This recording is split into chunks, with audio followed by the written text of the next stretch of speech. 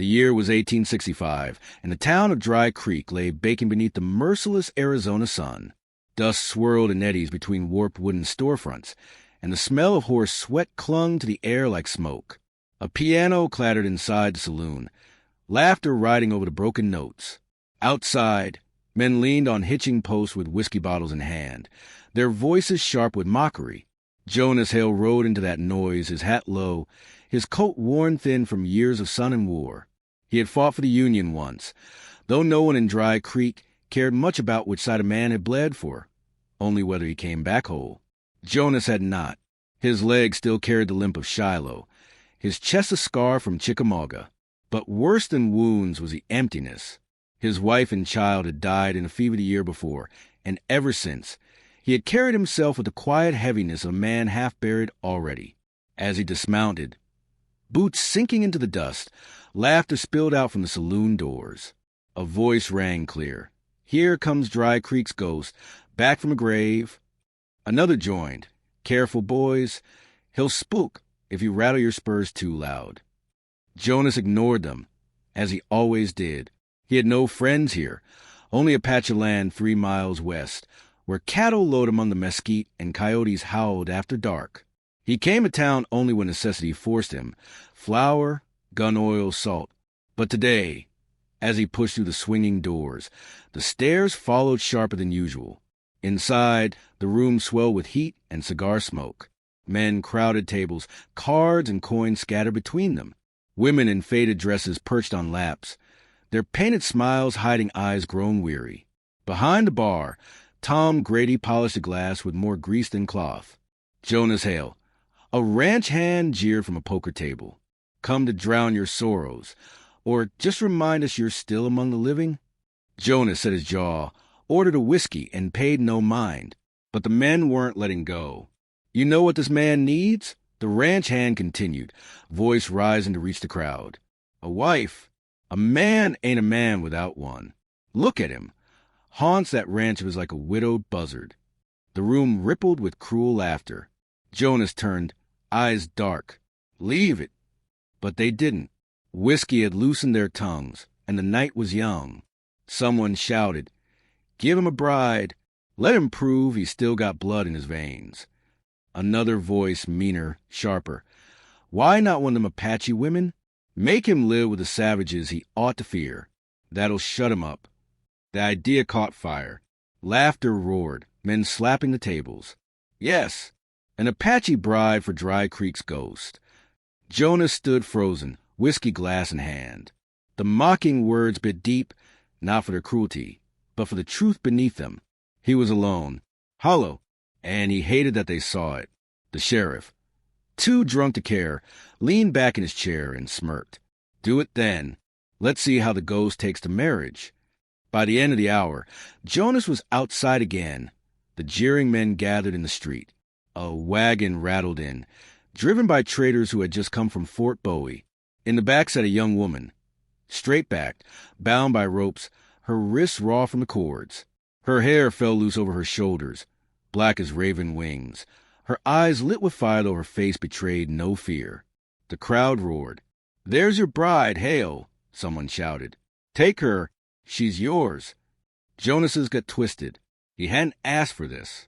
But the crowd pressed close, shoving her forward. Ropes cut, so she stumbled into the dust before him, her chin lifted, proud even in humiliation. "Take her," the sheriff drawled, a grin curling his lips. "Or admit you ain't man enough." The wave of 100 eyes bore down. Jonas wanted to spit, to turn, to walk away. But the jeers would follow him until he died, and something inside him snapped. He reached for her arm, not roughly but firmly, and the laughter roared louder than thunder. The wedding was a mockery. The saloon's piano clanged a broken tune, while a drunken preacher muttered half the words of a ceremony. Men shouted obscene blessings. Women giggled behind hands. Jonas barely heard any of it. He only saw her, silent, unflinching, her dark eyes locked on his with defiance that burned to humiliation. By the time it ended, he had a wife, or something like one, and every man in Dry Creek laughed as if they'd won a game. The sun had sunk by the time Jonas hauled her into the saddle and turned his horse west. The laughter still echoed in his ears, sharp as spurs digging flesh. The woman rode behind him, silent as a desert, her hands gripping the saddle horn, her breath steady against his back. The land stretched wide and merciless, cactus standing like sentinels, distant mountains bruised purple by twilight, coyotes yipped from the arroyos, the sound sharp as broken glass. The only other sound was a horse's hooves striking hard earth. Jonas had no word for her. He hadn't asked for her, hadn't wanted her. Yet here she was, tied to him by the cruel jest of drunken men. He thought of cutting her loose, sending her into the desert, but the thought curdled in his gut. She would not last the night alone, and he would not have her death on his conscience. At length she spoke. Her voice was low, rough with an accent but steady. "Why you take me?" Jonas swallowed. "Didn't have a choice." "You had choice," she answered, her English broken but clear. "Always choice." Her words cut deeper than the town's laughter. He said nothing more, only rode on, the silence heavy between them. When they reached his ranch, night had fallen. The house loomed dark and lonely against the starlit sky. Jonas dismounted, helped her down, and led her inside. The house was plain, with floors, rough furniture, a hearth cold and empty. She stood in the doorway, eyes scanning the place with wary detachment. "You can take the bed," he muttered. "I'll sleep by the fire." She did not thank him, only moved inside with the quiet grace of a wild creature learning new ground. Jonas lit a lamp, its glow casting long shadows. He sat in a chair, boots heavy on the floor, watching her. Her face was young, but lined with sorrow older than years. Her hands bore calluses, her eyes the deep fire of someone who had seen too much loss. Jonas turned away. He had no strength to carry her story along with his own. That night, he lay awake on the floor, listening to the wind rattle the shutters. From the other room came the faint sound of her breathing, steady, unyielding. For the first time in a long while, Jonas did not feel entirely alone. Dawn came harsh and brilliant, the desert washed in crimson light. Jonas rose early as always and stepped outside to the smell of dust and cattle. But to his surprise, she was already awake. She stood in the yard, skirts hitched, drawing water from the well with strong, sure arms. Jonas paused. He had expected silence, resistance, maybe anger. Instead, she worked. She carried the bucket inside, set it by the hearth, and began to prepare a meal from the stores he had left untended. He said nothing, only watched. Her movements were steady, efficient, without complaint. For the first time, he saw not a stranger force upon him, but a woman of grit and dignity. The days that followed carried that same uneasy rhythm. She spoke little, but her presence filled the house with a life Jonas hadn't known since before the fever took his family. She cooked, tended the small garden, even helped drive cattle when a storm broke across the plains. It was during that storm, with lightning cracking across the sky and rain lashing the earth, that the first glimmer of connection sparked. The corral threatened to break, cattle bawling in terror. Jonas rushed into the mud, struggling against the panicked herd. Then she was there beside him, skirts soaked, hair plastered to her face, shouting commands in her tongue. Together they fought the chaos, driving the cattle back, mending the fence under sheets of rain. When at last the storm broke and silence fell, they stood side by side, mud-streaked and panting.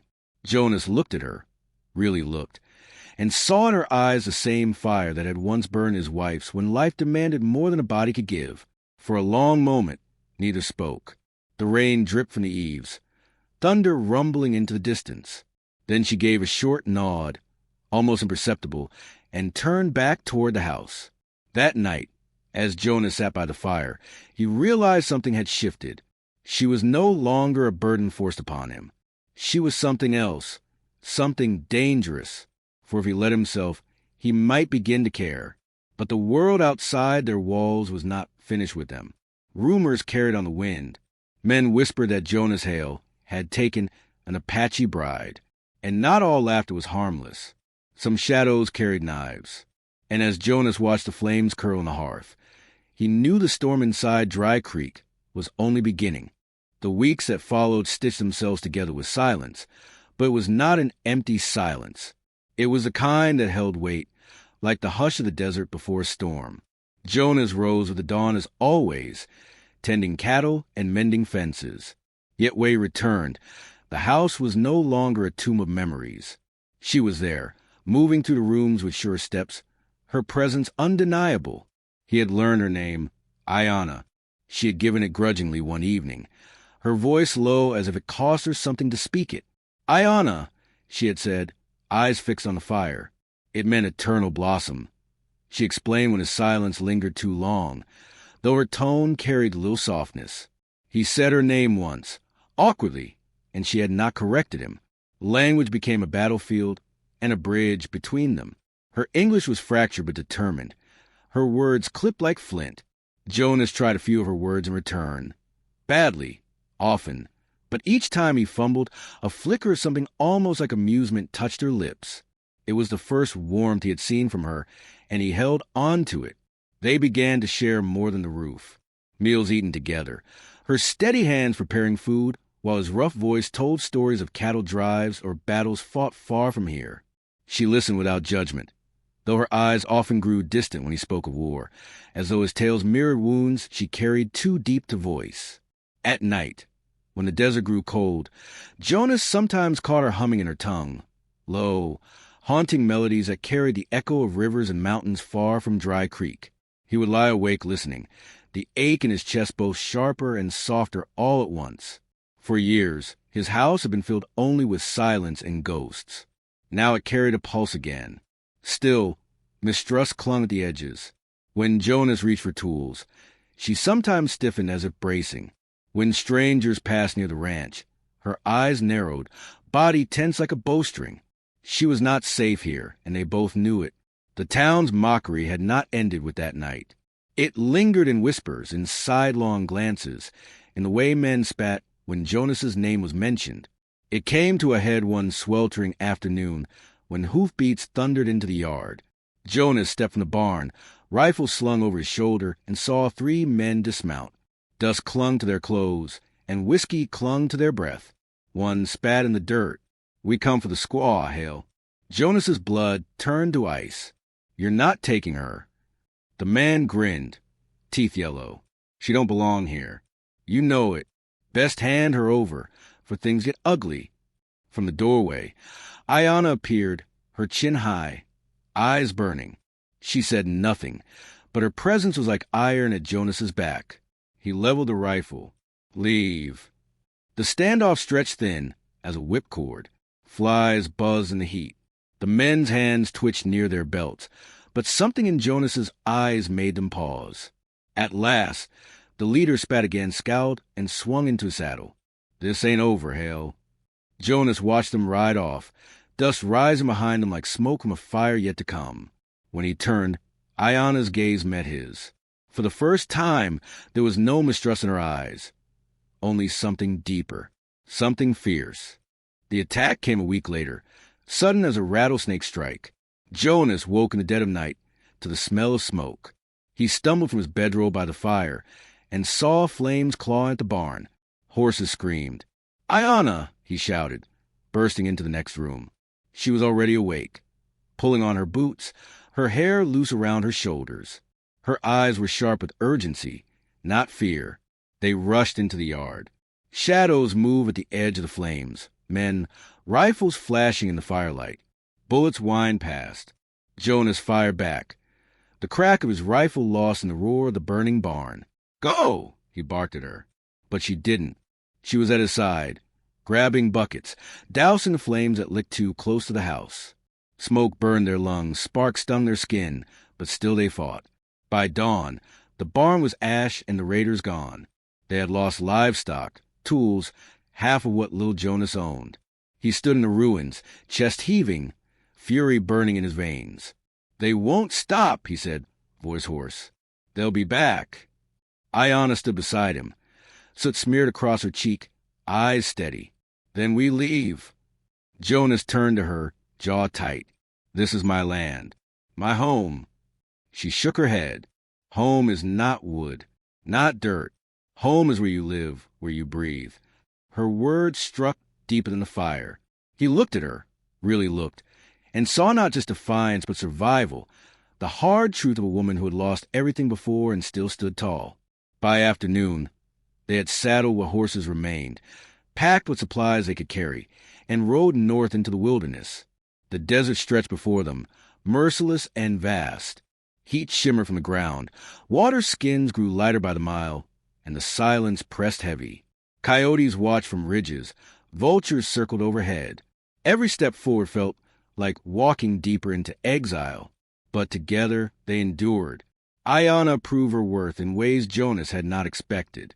She found water where he saw only rock, coaxed fire from dry brush, tracked game with the patience of stone. When hunger gnawed at them, she brought down a rabbit with a sling. When exhaustion bent Jonas low, she shared half her portion without hesitation. One evening, as the sky bled crimson into purple, Jonas collapsed near the river they had finally reached. He had pushed himself past breaking, and the fever from an old wound clawed back to life. His vision blurred, strength leaving his limbs.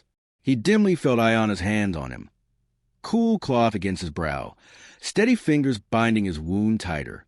Her voice was low, firm, speaking words in her tongue he could not understand, yet he clung to the sound.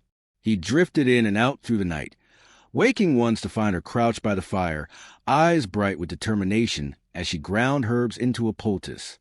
He realized, hazy and weak, that she was fighting for him the way she might have fought for kin. By dawn, the fever broke. Jonas opened his eyes to see her sitting near, hair tangled, face drawn with exhaustion. When she noticed his gaze, she said simply, "You live?" He managed a faint smile. "Thanks to you." For the first time, she smiled back. Their journey carried them further into wild country, where mountains rose like jagged teeth and rivers cut deep scars to the land. Each day tested them. Storms that soaked them to bone, wolves that prowled close in the night, hunger that gnawed relentless. Yet each trial bound them tighter. Jonas had thought himself a man emptied of feeling, hollowed by grief and war.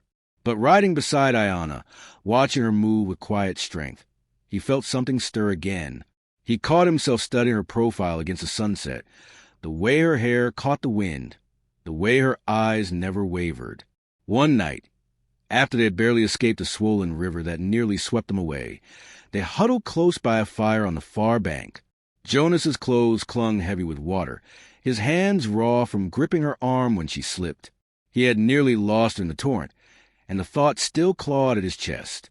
She sat wrapped in a blanket, shivering, yet her gaze was steady on him. "Why you fight for me?" she asked softly. Jonas hesitated, the fire crackling between them. He could have said duty, he could have said pride, but the truth clawed its way free. "Because I couldn't bear to lose you." Silence stretched, filled only by the river's roar. Her eyes softened just slightly, and she reached out, her hand resting against his. No more words were needed.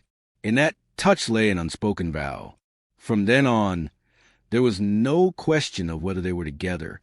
They rode as one, fought as one, breathed as one. What had begun as a cruel jest in Dry Creek had become something fiercer, truer than anything Jonas had known since the war. Yet danger still rode behind them. Word traveled faster than horses, and men who hated him for harboring her were not done. Each sunrise felt borrowed, each mile bought with the promise of another fight. Jonas knew the storm would break soon, but as he looked at Ayanna, her head lifted against the wind, her spirit unyielding. He felt a fire in his chest he had thought long dead. The world had mocked him with an Apache bride, and in return he had found the one thing worth dying for. The desert air held its breath. Shadows stretched long across the hard earth as the sun bled low, red and bitter behind the ridges. Cole sat his horse in silence, eyes fixed on the wavering horizon. Beside him, Ayanna rode light, her gaze keen and unflinching. She didn't speak, but he could feel the weight of her thoughts, the tightness in her body as if she, too, sensed a storm waiting in the brush. They had ridden through country he knew like the lines on his palm, yet tonight it felt strange, uneasy. Every crack of brush sounded like a rifle's breath. Every whisper of wind carried warning. Cole shifted his Winchester in the saddle. "They'll be here," he said low, more to himself than her.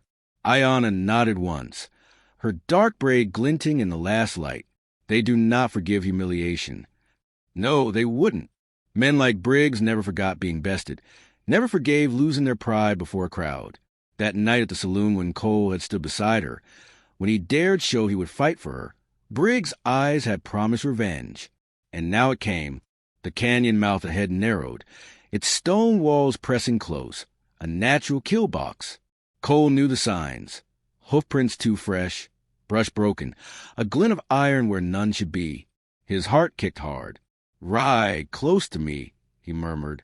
Then the first shot cracked. The horse beneath him reared, screaming. Dust leapt from the rocks. Cole wrenched his reins, drove his mount forward, but fire answered from every side. The canyon erupted with gunfire. Ayanna slid low in her saddle, the motion sharp and sure. Cole fired back, his rifle bucking against his shoulder. He saw Briggs' men on the ridge, silhouettes in the dusk, muzzles flashing. "Down!" he barked, and spurred his horse into the rocks. Bullets chipped stone, sent shards flying. He threw himself in the saddle, pulling Ayanna with him, rolling hard into cover. The world rang with chaos. Horses shrieking, lead whining, men cursing above. Cole worked the lever fast, fired blind into the ridge, bought them moments. Ayanna's breath came steady beside him, not panicked but fierce. She gripped a small pistol, his gift of her days before, and fired upward, her shot whistling into the dusk. They pressed tight against stone, hearts hammering. Dust choked the air, bitter and dry. "They'll push down," Cole muttered, listening to boots scramble above. Her eyes found his, dark and unyielding. "Then we climb before they trap us." Before he could answer, a voice bellowed from the ridge, cutting sharp through the storm. "Cole McAllister." Briggs' tone carried poison, thick with triumph. "You think that squaw makes you a man? You think you can shame me in my own town?" Cole's jaw locked tight. His blood ran hot. Briggs laughed, the sound scraping raw. "She ain't love, McAllister. She's a joke. You're a joke. But tonight, I'll fix it. I'll put her in the dirt, same as the rest of her kind." The words were meant to sting, to rattle, but they didn't. They burned. Cole saw Ayanna's face harden, saw the quiet hurt she buried deep, and in that moment, something inside him steeled. He leaned close, his voice a growl. "We end this." Together they moved, fast, sudden. Cole scrambled up the rock, pulling Ayanna after him. Gunfire cracked, ricochets sparking off stone. A bullet seared past his arm, hot pain biting deep, but he pushed harder, climbing, lungs burning. At the ridge's lip, a shadow loomed, rifle leveled. Cole swung his Winchester up, fired point blank. The man pitched back, vanishing into the dust. Cole hauled Ayanna over the edge, both of them rolling into brush as more men closed. Briggs was there, broad, snarling, his revolver drawn. "You should have stayed a loner, McAllister," he spat. Cole rose slow, Winchester in hand, every muscle coiled. Ayanna stood beside him, shoulders squared, pistol steady. The world shrank to this. One canyon, one sunset, one reckoning. Briggs grinned, wolfish. "Last chance. Walk away and leave her, or die trying to keep her." Cole's answer came clear, without tremor. "She's the only thing worth dying for." The silence that followed broke like thunder. Briggs roared and fired. Cole dropped low, shot back. Sparks lit the dusk. Men shouted. Ayanna's pistol cracked, her shot grazing Briggs' arm. He cursed, staggered, rage boiling in his eyes. The fight tore loose, fierce and close. Cole drove forward, every breath fire, every step a vow. The canyon walls echoed with the fury of men, but inside Cole, a strange calm took root. He wasn't fighting for pride, or for name, or for vengeance. He was fighting because the woman at his side had given him back his soul, and he would not let her fall. Night smothered the land, the stars sharp above, cold and watching. The canyon was strewn with silence now, broken bodies lost in dust. Smoke curled low. Only 3 figures remained standing, Cole, Ayanna, and Briggs. Briggs bled from his arm, face twisted in hate, but his gun hand still shook with lethal purpose. He circled them slow, eyes glittering. "You think you won," he sneered. "This don't end with one fight. The town's mine, the people mine, and they'll never stomach you with her. They'll spit you out, run you both down." Cole's breath came hard, his side burning where a bullet had grazed him, but his voice stayed steady. "Then let them try. I'd rather stand alone with her than kneel to the likes of you." Ayana's pistol never wavered. She stood tall, though her chest rose quick with the weight of all they'd endured. In her eyes was fire, not fear. Briggs lunged, gun flashing. Cole dove, the world exploding in heat and thunder. His Winchester roared, the recoil slamming his shoulder. For an instant, all was smoke and ringing silence. Then Briggs staggered, dropped his revolver, and fell hard into the dust. His eyes, wide with disbelief, fixed on nothing. The canyon swallowed him whole. Cole lowered his rifle, chest heaving. Ayana's hand touched his arm, grounding him. Around them, the night grew still again, broken only by the whisper of wind through stone. It was over, but as they stood there, bloodied and unbowed, the greater truth pressed in.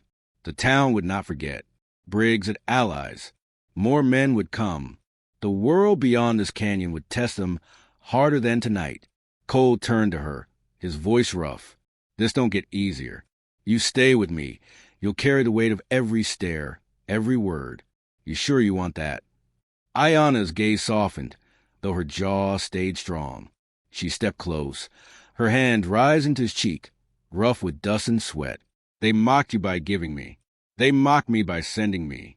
But together we turned shame into strength. Let them speak. I know where I belong." Her words struck deep, truer than any bullet.